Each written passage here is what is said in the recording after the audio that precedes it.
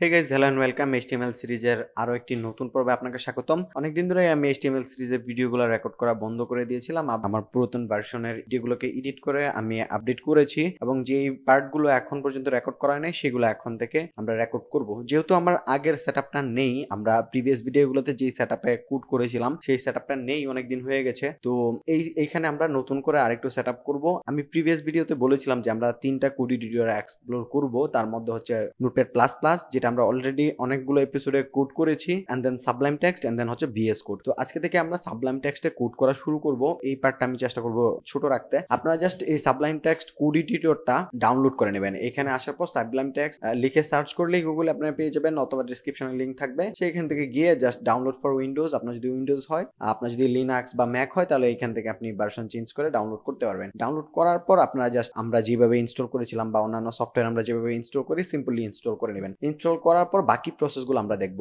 তো আমরা অলরেডি একটা ফোল্ডার ক্রিয়েট করে নিয়েছি HTML এর। আজকে হচ্ছে আমাদের ক্লাস 14। এই 14 নম্বর ক্লাসে আমরা যেটা দেখবো ফেভিকন। তো আমরা যেটা করেছি এখানে 14 নম্বর ক্লাসের ফোল্ডারটা ক্রিয়েট করে নিয়েছি, এন্ড দেন হচ্ছে এখানে একটা ইন্ডেক্স ফাইল এবং একটা IMG ফোল্ডার। ফোল্ডারের ভিতরে favicon.png নামে একটা ইমেজ রয়েছে। তো এই হচ্ছে মোটামুটি সেট আপ। এন্ড দেন আমরা যেটা করব, এটাকে কোড এডিটরে ওপেন করব। তো কোড এডিটরে ওপেন করার জন্য আমি জাস্ট সাবলাইম টেক্সট এখানে এসে সার্চ করব সাবলাইম টেক্সট। আমি পেয়ে গেলাম, ইনস্টল করা থাকলে আপনি ওভাবে পেয়ে যাবেন। আমি ওপেন করলাম, এন্ড দেন ফাইল থেকে ওপেন ফোল্ডারে আসার পর আমরা জাস্ট এইখান থেকে দেখতে পাচ্ছি আমাদের 14 নম্বর ক্লাসের ফোল্ডারটা, এটা সিলেক্ট করে সিলেক্ট ফোল্ডারে ক্লিক করব। তাহলে দেখবো আমাদের এটা ওপেন হয়ে যাবে 14 নম্বর ক্লাসের ফোল্ডার। এটার ভিতরে IMGর ভিতরে একটা ইমেজ রয়েছে, ইমেজটা এখানে দেখা যাচ্ছে, এবং একটা ইন্ডেক্স ফাইলটা একেবারেই ব্ল্যাঙ্ক রয়েছে, আমরা প্রিভিয়াস গুলোতে কোড করেছিলাম। তো চলুন একটু দ্রুত সময়ের মধ্যে আমরা যে বয়লার প্লেটটা রয়েছে সেটা নিয়ে আসি।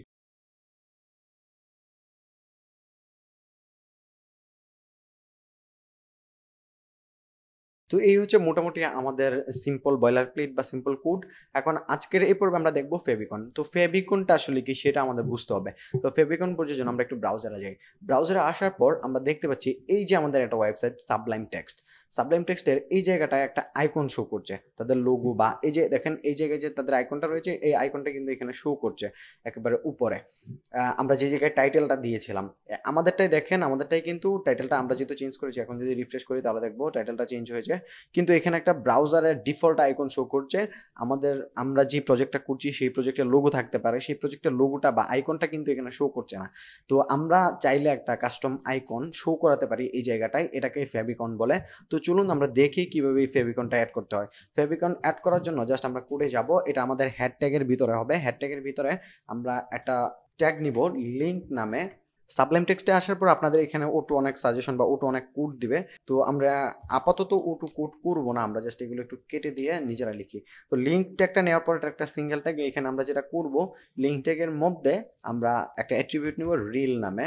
রিল হবে আমাদের আইকন, এবং আরেকটা অ্যাট্রিবিউট নিব টাইপ হবে ইমেজ এক্স আইকন দিয়ে দিতে পারেন। এন্ড দেন আমরা একটা নিব href হাইপার রেফারেন্স, যেটার মধ্যে আমরা ইমেজটাকে, যে ইমেজটা বা যে আইকনটা দিতে যাচ্ছি সেটা লোকেট করে দিব বা সেইটার পার্টটা দিয়ে দিব। তো এইখানে আমরা যেটা করেছি দেখুন, আমরা ইমেজ ফোল্ডারের ভিতরে আইকনটা রেখেছি, তার মানে আমাকে প্রথমে ইমেজ ফোল্ডারে ঢুকতে হবে, IMG নামে ফোল্ডারটা, এন্ড দেন একটা ফরওয়ার্ড স্ল্যাশ দেওয়ার পর এখানে আইকনটার নাম রয়েছে favicon.png। আমরা জাস্ট এটা দিয়ে সেভ দিলাম। সেভ দেওয়ার পর আমরা যদি একটু ফ্রন্ট এন্ডে গিয়ে রিলোড দেই, তাহলে দেখবো এই জায়গাটায় আমাদের আইকনটা কিন্তু চলে এসেছে। এখন আপনি চাইলে আপনার প্রত্যেকটা ফাইলে এই কোডটা যখন কপি পেস্ট করবেন, প্রত্যেকটা আলাদা আলাদা ফোল্ডারে যখন আপনি জাস্ট এইটুকু কোড লিখবেন আপনার আলাদা আলাদা ফাইলে, তখনই আপনার এইটুকু কোড লেখার পরে আপনার আইকনটা কিন্তু চলে আসবে। আশা করি এখন আপনারা ফেভিকন কিভাবে দিতে হয় সেটা বুঝে গেছেন। দেখা হচ্ছে পরবর্তী পার্টে। সে পর্যন্ত ভালো থাকুন, সুস্থ থাকুন, আল্লাহ হাফেজ।